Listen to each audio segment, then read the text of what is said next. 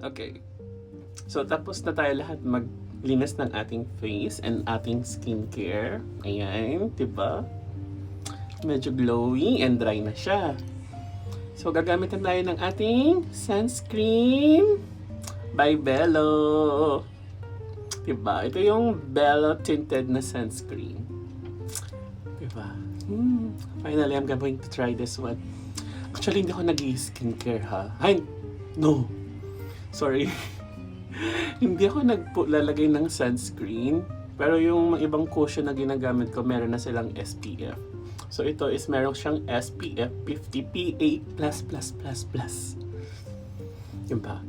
Kailangan natin ito lalo na sa panahon ngayon na super init.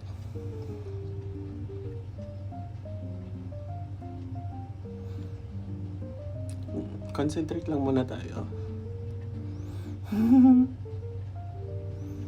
Gusto ko yung ganitong part. Kasi may nakikita ko na nagte-trending na ganito yung ginagawa nila.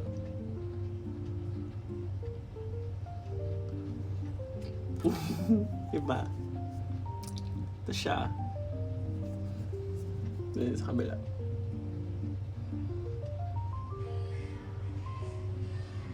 Small dot.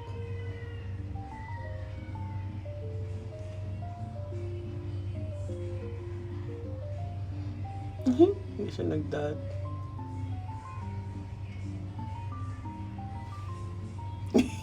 Ito na natin. Hindi pa tayo dito nakanta. Dito.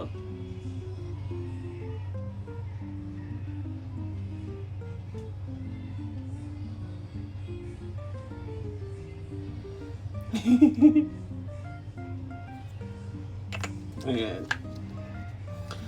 So, ang sinasabi nila may mga two finger silang ganon. Pero ito yung gusto ko. Diba? Ako ang masusunod kasi ako maglalagay sa face ko eh. Diba? So, i-blend natin. Tingnan natin ha.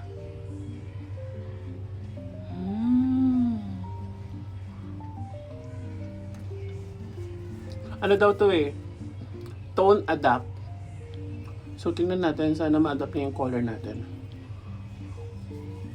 Sa mga leg. Lagay tayo. Sa batok na din. Para sunscreen.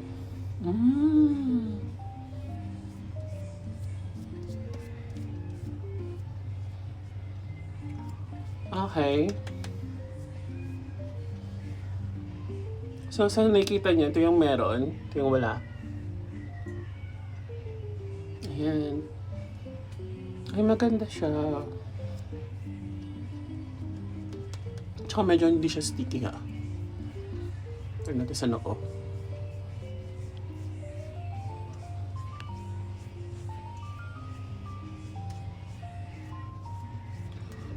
Instant foundation na din siya.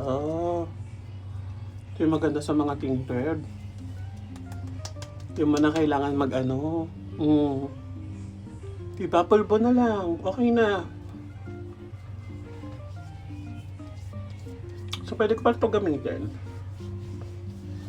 Pwede ko siyang gamitin everyday. Tapos, gagamit na lang ako ng pulbo na Dr. Sensitive. Para iset yung